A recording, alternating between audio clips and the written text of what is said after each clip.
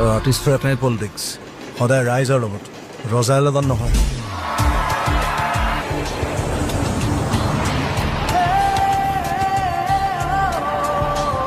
কথাও হঠাতে হয় চাগে পৃথিৱীৰ আটাইতকৈ ধুনীয়া ইমোশ্যনটোৱে মিউজিক।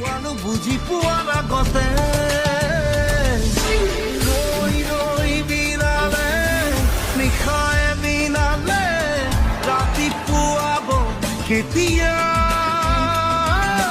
এই সাগৰখন সঁচাকৈ বহুত ডাঙৰ, সাঁতুৰিব পাৰিমনে? 40 লাখ মানুহে টোপনি আহিছে, তেওঁলোকে খাব পাৰিছে, তেওঁলোকে পিন্ধিব পাৰিছে, কিন্তু বাকী 3 কোটি মানুহ তেওঁলোকে শুব পৰা নাই, তেওঁলোকে পিন্ধিব পৰা নাই, একো কৰিব পৰা নাই।